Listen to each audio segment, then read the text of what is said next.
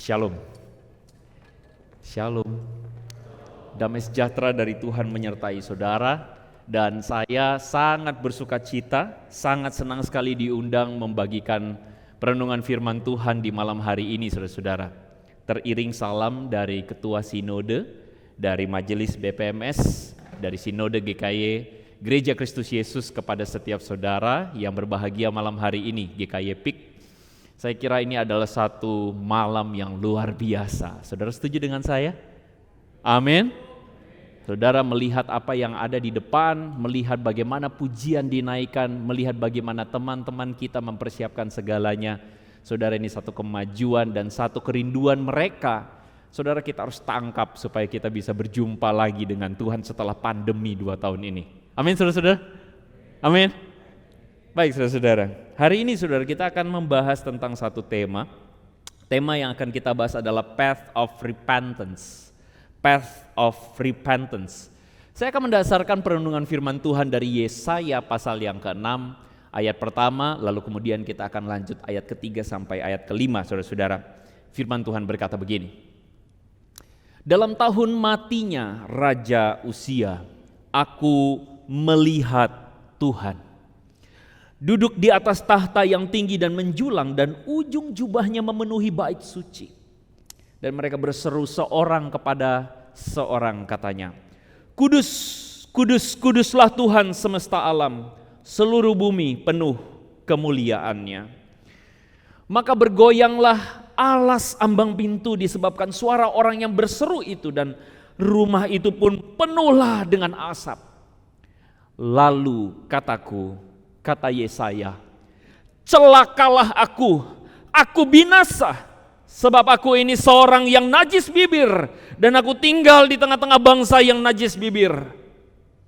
Namun mataku telah melihat Sang Raja, yakni Tuhan semesta alam.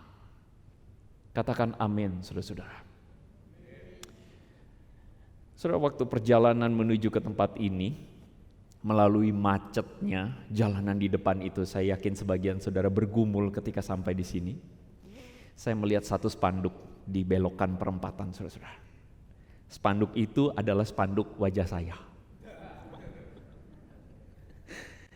Ketika saya melihat itu, biasa saudara-saudara ya, saudara, saya sangat yakin di dalam foto apapun yang saudara cari, pertama adalah wajah Yesus. Oh ya, memang saudara luar biasa, saya enggak. Saya cari wajah saya sendiri biasanya. Kalau cari foto ada saya, pasti saya cari muka saya dulu. Saudara enggak ya? Memang orang PIK ini humble-humble semua ya, saudara-saudara ya. Kalau saya sih cari muka saya dulu. Waktu saya lihat spanduk itu, langsung saya lihat muka saya. Waduh, foto yang diambil yang jelek pula. Bercanda, saudara-saudara. Tetapi saya melihat bahwa ada satu kesungguhan dari panitia, dari pengurus atau siapapun lah yang mempersiapkan doa malam hari ini, dan rangkaian dari Holy Week ya, yang judulnya adalah The Urgency of Repentance ya. Sebuah urgensi dari pertobatan. Yang saya lihat ada satu kesungguhan dari mereka ingin mempersiapkan rangkaian acara ini bagi saudara-saudara yang hadir atau saudara yang adalah jemaat GKY PIK maupun saudara yang menyaksikan siaran ini meskipun saudara bukan jemaat GKY PIK. Ada satu kesungguhan dari pengurus atau kesungguhan dari panitia untuk mempersiapkan satu acara. Buktinya adalah foto saya ada di sana. Enggak saudara, bukan itu buktinya ya. Tapi saya melihat satu kesungguhan yang baik di mana panitia memang benar-benar mempersiapkan, dan saya menjadi berpikir, saudara, ketika tema yang akan kita masuki ini adalah worship night, karena nanti besok dan minggu depan, saudara akan diajak untuk bersama-sama berada dalam satu tema ini, urgency of repentance, sebuah urgensi dari pertobatan. Tapi ketika saya mempersiapkan bagian firman Tuhan atau saya mempersiapkan tema ini, saya merenung, saya berpikir, saya berdoa.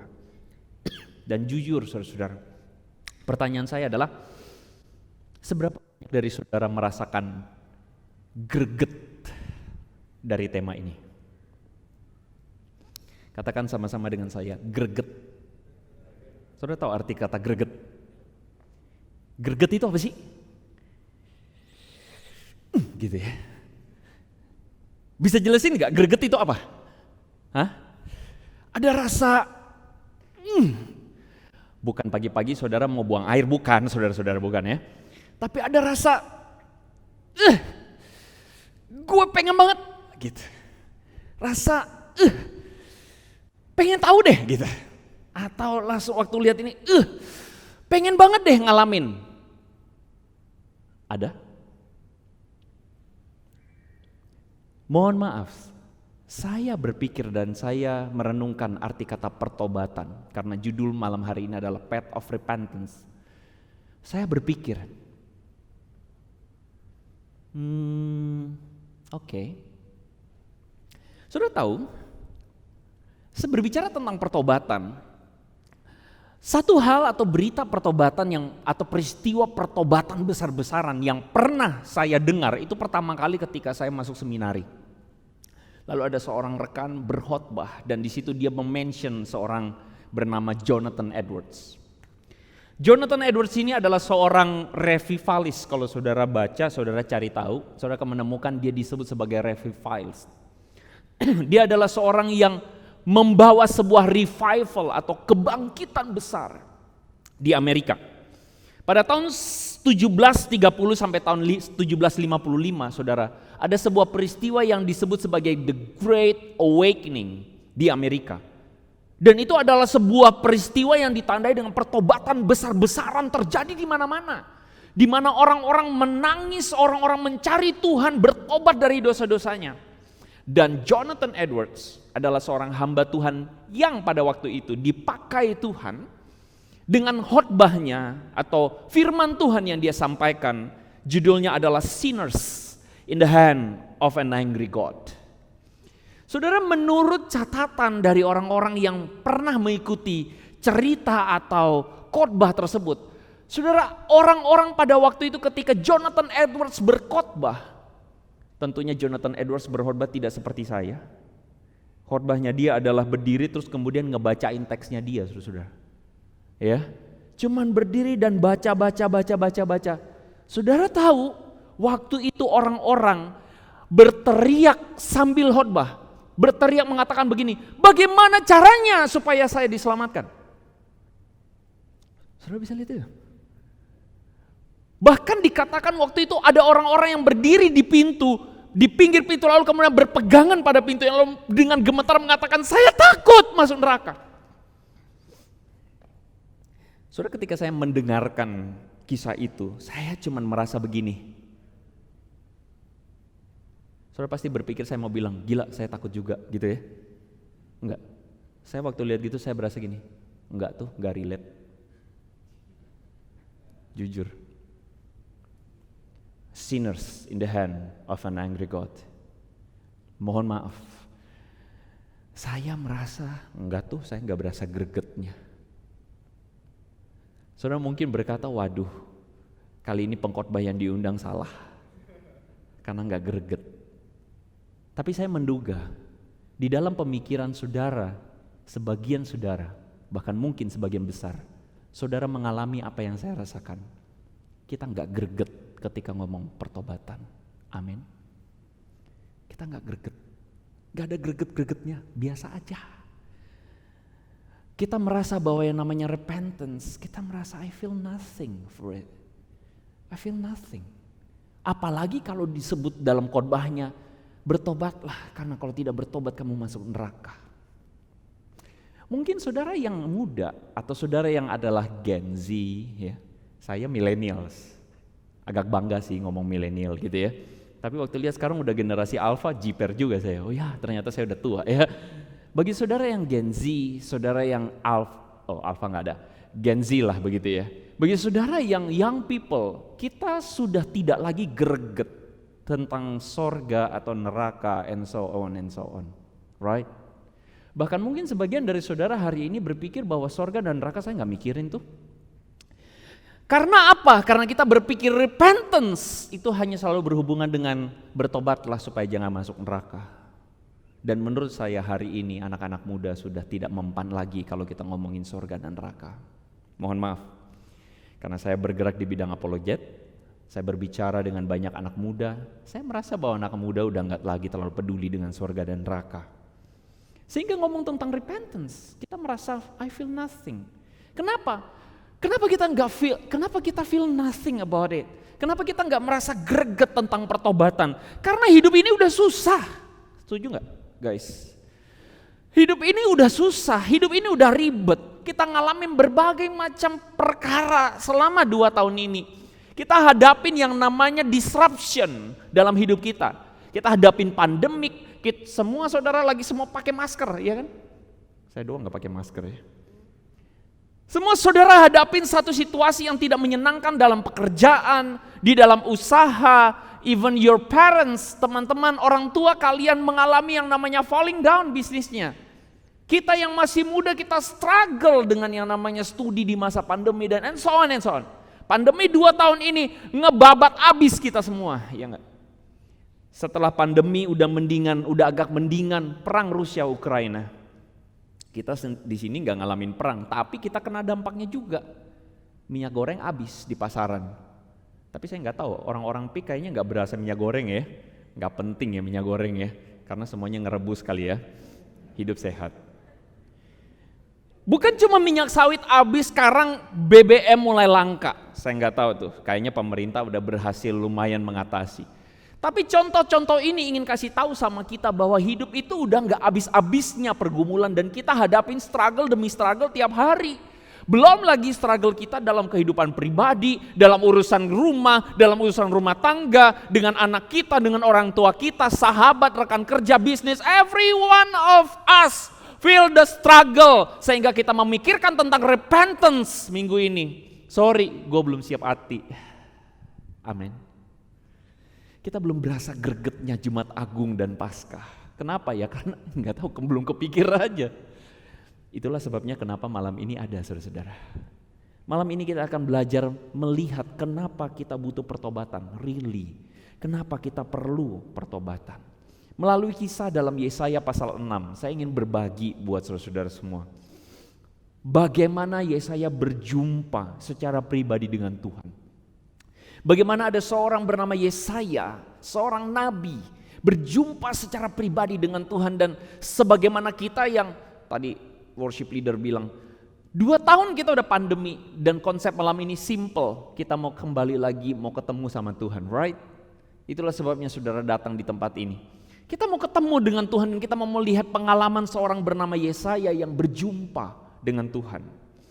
Menariknya adalah Yesaya ketika memulai pasal 6 ayat 1, Yesaya memulainya dengan sebuah perkataan yang simple. Dalam tahun matinya Raja Uzia. Teman-teman, kalau kita baca kisah ini kelihatannya simple aja, no meaning. Tapi sebenarnya ini meaningful banget, begitu. Kok bisa? Teman-teman, Raja Uzia atau raja yang disebut dalam bahasa Ibrani Uziyahu. Arti kata Uziyahu atau Uzia itu artinya adalah my strength is Yahweh. Kekuatanku adalah Yahweh. Kekuatanku adalah Tuhan. Begitu.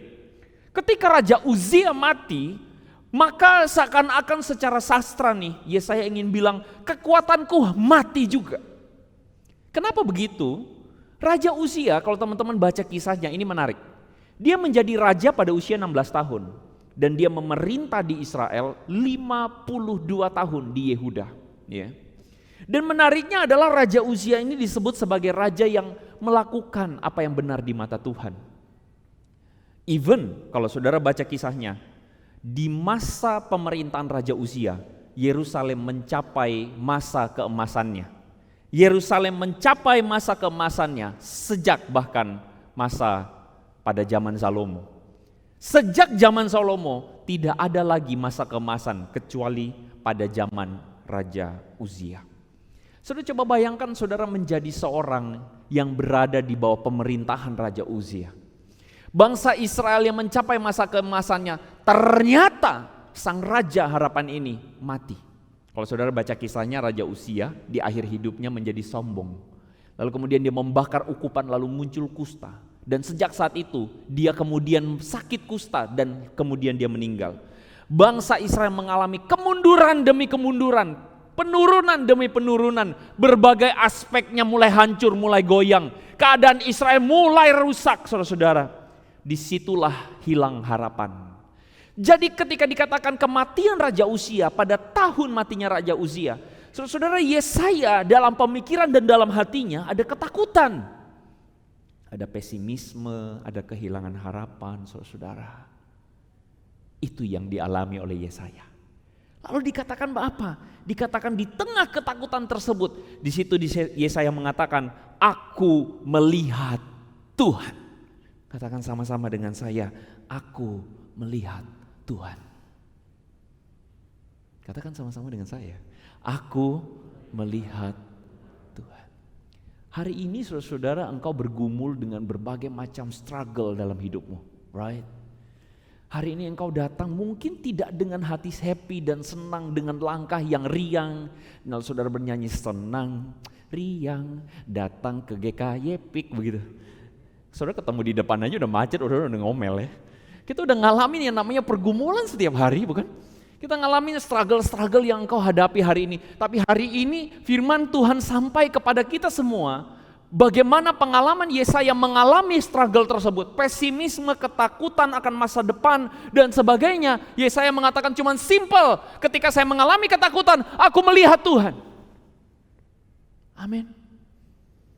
Ketika engkau mengalami ketakutan hari ini, saudara-saudara, struggle yang engkau alami hari ini, ibadah malam hari ini cuman mau mengajak engkau untuk melihat bukan kepada saya, kepada Tuhan. Melihat kepada salib Kristus, melihat kepada Tuhan. Dalam tahun matinya Raja Uzia, aku melihat Tuhan duduk di atas tahta yang menjulang. Di tengah-tengah ketakutan ada Tuhan yang bertahta. Di tengah-tengah kegentaran ada Tuhan di sana. Meskipun engkau merasa pesimis dan khawatir, ada Tuhan di sana, saudara-saudara. Lalu kemudian di situ dikatakan tidak sampai di situ. Dikatakan apa? Semua serafim malaikat yang ada di sekeliling tahtanya Tuhan kemudian berkata, kudus, kudus, kuduslah Tuhan, Allah semesta alam, seluruh bumi penuh kemuliaannya. Lalu kemudian apa saudara-saudara? Kemudian yang terjadi adalah maka bergoyanglah alas ambang pintu disebabkan suara orang yang berseru itu, dan rumah itu penuh dengan asap. Wow.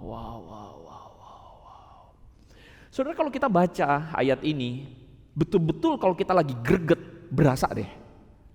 Tapi kalau kita baca ayat ini dengan biasa aja, kita lihat, oke. Gempa, asap. Kenapa begitu? Ya karena sekarang nggak ada sound effect-nya begitu, saudara ya. Nggak ada, panitia sedang tidak mempersiapkan gempa dan asap.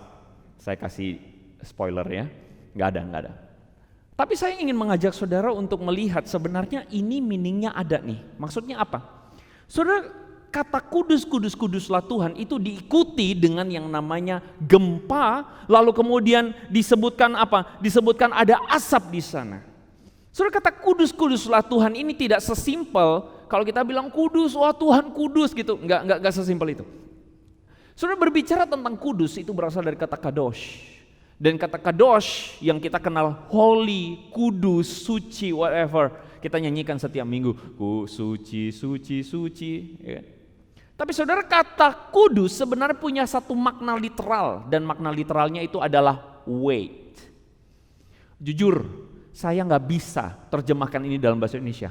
Kenapa? Kata kudus artinya adalah massa. Aneh ya? Apa artinya weight? Berat, aneh. Tapi saudara, saya ingin kasih tahu saudara apa maknanya ini. Saya berikan contoh batu.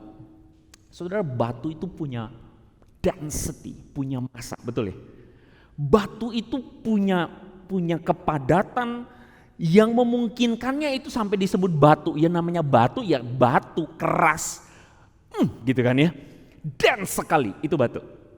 Batu itu punya weight. Saudara, batu itu beda kalau kita taruh di air, batu taruh di air. Saudara, air sama batu itu saudara bisa hancurin air gampang, tapi kalau batu nggak bisa, betul ya? Saudara, saya kasih saudara membayangkan ini. ada air yang saudara lempar batu ke dalamnya, apa yang terjadi? Waktu air itu saudara, ada genangan air, saudara lempar batu, apa yang terjadi? Maka yang terjadi adalah air itu langsung bergoncang ketika batu itu jatuh. Saudara setuju dengan saya? Itulah yang terjadi dan itulah yang ingin disampaikan oleh Yesaya ini. Ketika Tuhan hadir, maka terjadi kegoncangan. Kenapa? Karena kekudusannya, weight-nya itu turun. You get the point? Saudara, mungkin hari ini saudara nggak ngalamin begini.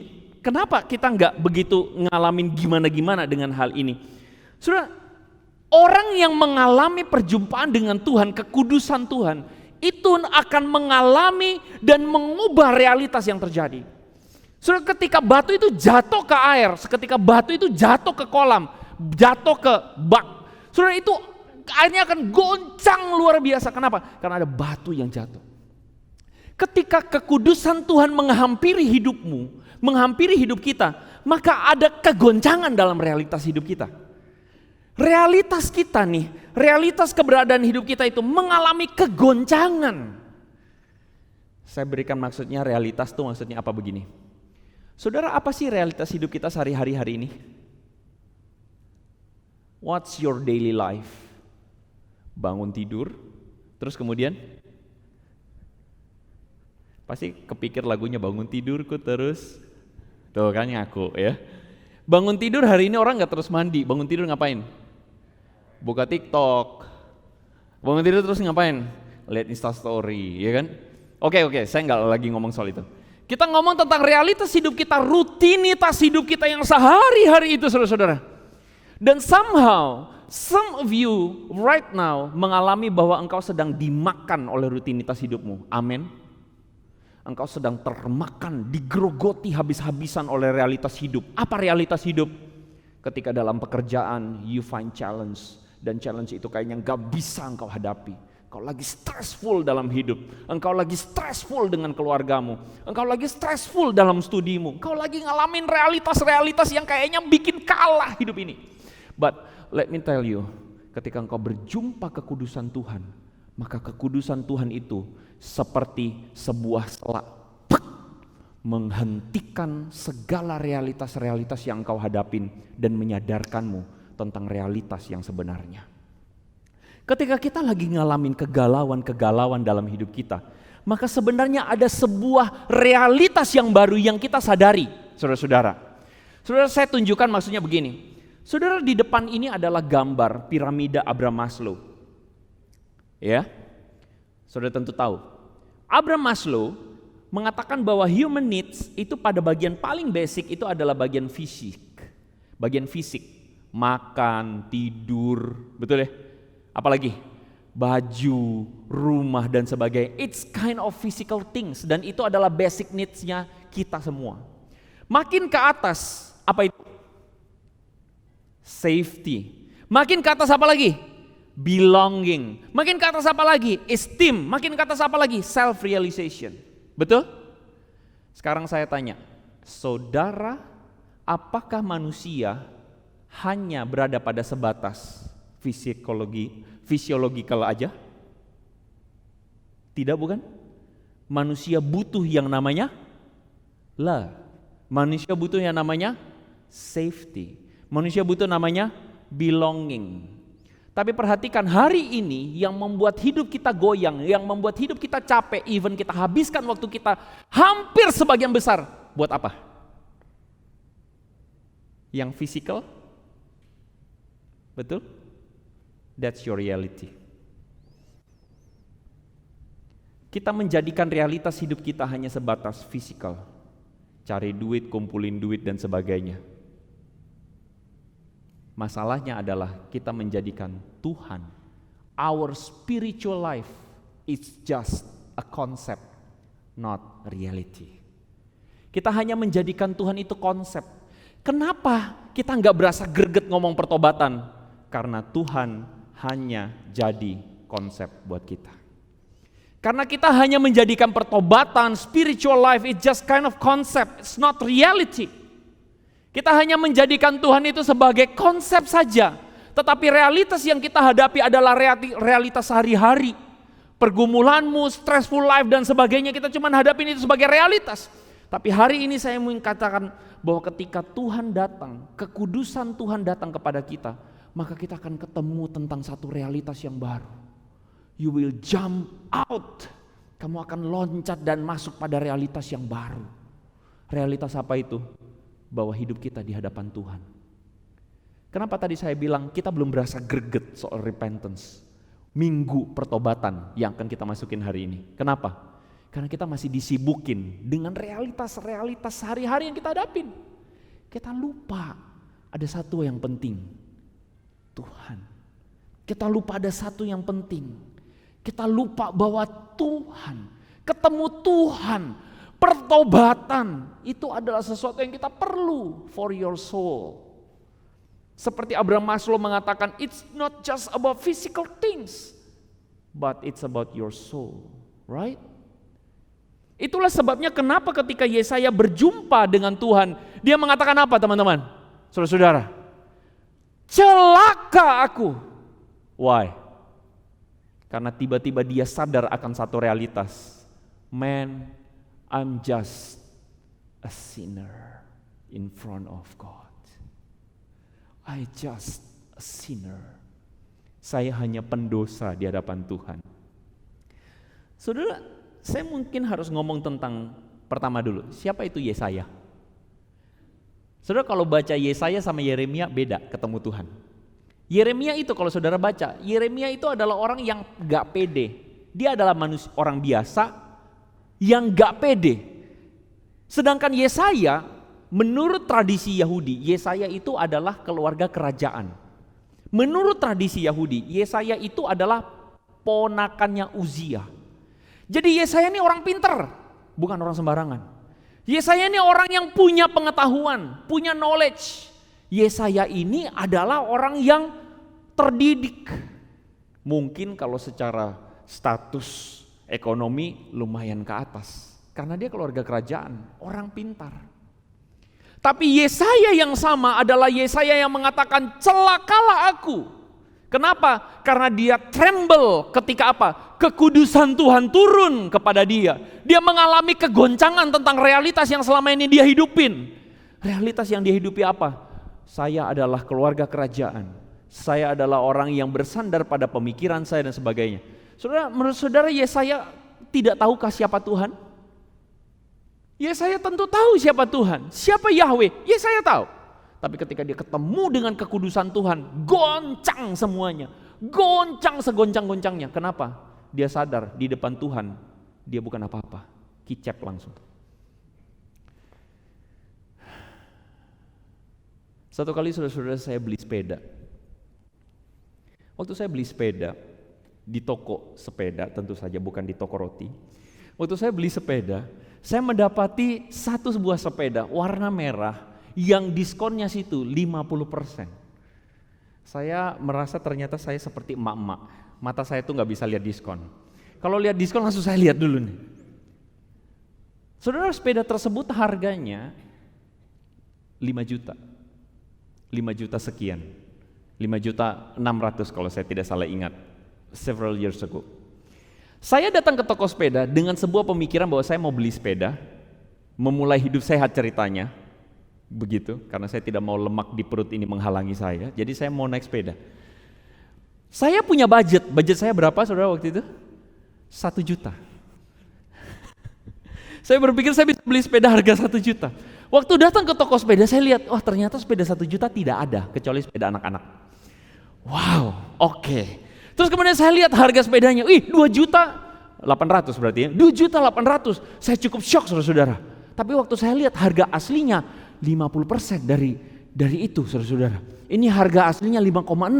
Langsung dalam hati saya, enggak, saya mesti beli sepeda ini kayaknya sepeda bagus. Saya tambah aja duitnya, saya beli, ya udahlah lumayan. Tapi kemudian dalam hati saya yang paling kecil, hati yang paling dalam, saya pikir begini, aduh, ntar bagaimana ya kalau orang lihat saya naik sepeda mahal? Saudara, jangan samakan saudara dengan saya dulu, jangan gitulah. Saya waktu itu datang ke toko dengan budget berapa? 1 juta. Makanya waktu saya lihat sepeda harga 2,8 mahal, amin? Iya, saudara jangan pakai standar saudara dong. Pakai standar saya. Waktu saya lihat sepeda harga 2,8 saya, oke, saya beli aja. Terus kemudian ketika saya pakai sepeda itu saya jalan pulang, saudara-saudara, pakai sepeda maksudnya. Waktu saya mengayuh sepeda saya cuma berpikir, ini mohon maaf. Saya pikir begini, aduh, kalau jemaat lihat saya pakai sepeda mahal gimana ya? Jujur, waktu itu pikiran saya begitu. Aduh, kalau saya naik sepeda mahal ke gereja, terus jemaat lihat gimana ya? Aduh, pasti gak enak hamba Tuhan naik sepeda mahal, begitu pikiran saya. Tapi anyway, ada seorang jemaat yang ketemu saya lalu bilang gini, "Wih, Pak Andri beli sepeda." Iya, saya dalam hati udah takut. Aduh, habis deh, saya dibilangin deh, begitu. Tapi kemudian dia bilang begini, "Ayo Pak, ikut klub sepeda saya." "Oh gitu Pak, kapan?" "Hari ini." "Oke, hari Sabtu." Saya kalau nggak salah ingat begitu. Hari Sabtu sebelum pandemi, saudara-saudara. Ya udah, waktu hari Sabtu saya pergi ke klub sepeda itu, saya ketemu, saya lihat sepedanya. Wih, dalam pikiran saya itu sepeda saya belum lihat merek itu, saudara-saudara. Ya, saya lihat ada merek ini, saya bilang itu sepeda apa? Tapi lihat dalam bentuk dan rupanya, kayaknya nggak sembarangan itu sepeda. Lalu kemudian saya iseng-iseng saya nguping pembicaraan para klub-klub sepeda ini. Saya tahu sebagian dari saudara klub sepeda. Saya tahu saudara menertawakan saya dalam hati. Saya tahu. Nggak apa-apa ya. Jangan tunjukin ke saya ya, jangan. Nanti saya tersinggung. Itu bukan jemaat. Orang-orang klub sepeda di komplek itu saudara lagi ngobrol terus kemudian kata, sepeda ini harganya berapa? Wah, nggak mahal lah. Wah, pasti mahal. Enggak lah. Berapa emangnya? 70. Hah? Saya dalam hati 70. Pikiran saya 70 itu 70.000. Tentu tidak. 700.000. Oh, pasti tidak ngomong 70. 70 apa? 7 juta. Kayaknya enggak deh. Kalau saya ngomong 70 berarti punya kamu emangnya berapa? Oh enggak, ini mah 55. Hah? Saudara tahu, hari itu saya baru mengenal dunia persepedaan dan ketika saya naik sepeda yang saya rasa sepeda mahal 2,8 juta itu, saya langsung merasa aku tidak lebih dari butiran debu.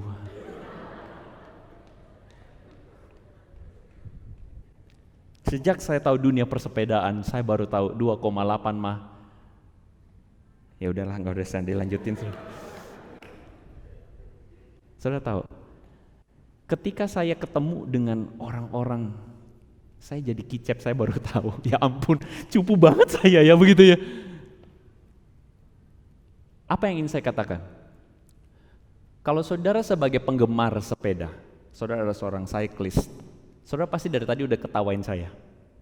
Waktu saya bilang 2,8 itu mahal, betul? Karena saudara tahu realitanya. Amin? Amin? Saya sebagai seorang yang cupu yang berpikir sepeda budgetnya 1 juta, tidak mengetahui realita yang sesungguhnya. Apa yang ingin saya katakan? Yesaya ketika berjumpa dengan Tuhan, kekudusan Tuhan itu mengubah realita dia, mengubah segala pemikiran dia, mengubah apapun yang dia berpikir bahwa saya tidak bisa menghadapi hidup ini dengan semua kepintaran. Padahal saya merasa saya udah pintar, saya merasa saya udah hebat, saya merasa saya cukup kaya, saya merasa bahwa saya bisa hadapin hidup ini. Tapi ketika ketemu Tuhan, everything is semuanya sia-sia. Makanya jadi saya mengatakan celakalah aku, sebab aku ini bangsa yang, aku ini orang yang najis bibir. Menurut tradisi Yahudi, Yesaya itu adalah seorang yang pandai bicara. Tetapi seorang yang pandai bicara itu ketika ketemu Tuhan, aku najis bibir Tuhan, aku najis bibir. Perjumpaan dengan Tuhan itu akan membawa kesadaran akan realitas siapa kita dan siapa Tuhan.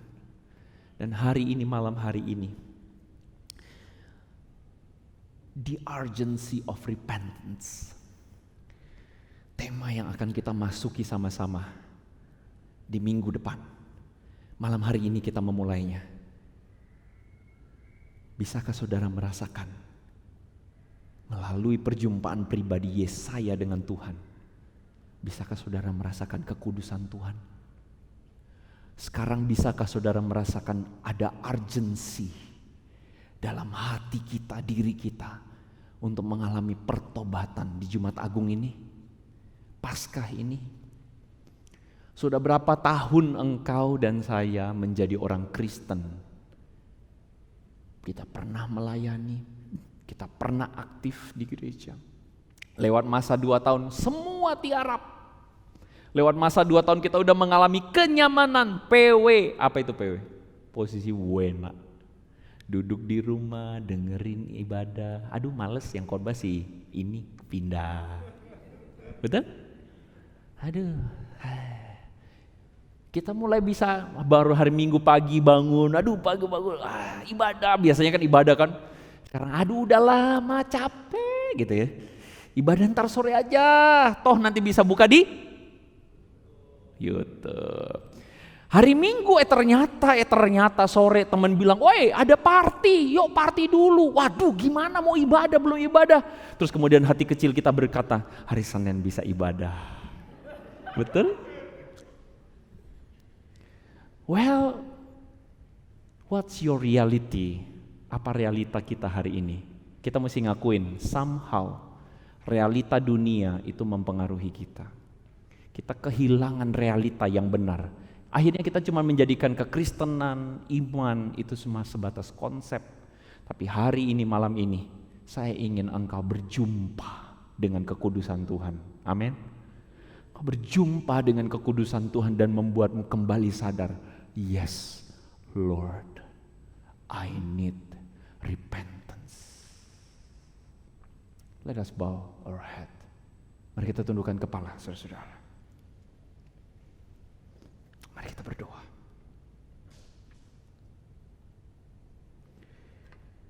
Dengan segala kerendahan hati Tuhan, kami menundukkan jiwa dan diri kami, merendahkan hati kami, menyadari sungguh kami butuh Engkau Tuhan. Lewat 2 tahun ini berbagai macam struggle kami hadapi. Itu membuat realita hidup kami tanpa sadar Tuhan menjadi sama dengan realita dunia ini. Akhirnya tanpa sadar kami hanya menjadikan iman, kekristenan, bahkan Engkau sendiri hanya sebuah konsep belaka. Tanpa sadar Tuhan kami tidak menganggap lagi sungguh-sungguh kekudusan-Mu sebagai sesuatu yang harus kami hormati dalam hidup kami. Tapi biar malam hari ini kami berjumpa lagi dengan kekudusan Tuhan. Kami berjumpa lagi dengan Tuhan. Kami mengalami Tuhan. Dan disitulah kami sadar siapa diri kami. Tak mampu dan tak bisa kami bersandar pada kekayaan kami. Tak mampu dan tak bisa kami bersandar pada segala sesuatu yang dunia ini sandarkan. Kami mau datang padamu. We want to come to you, Lord. Mengalami repentance, pertobatan yang sejati.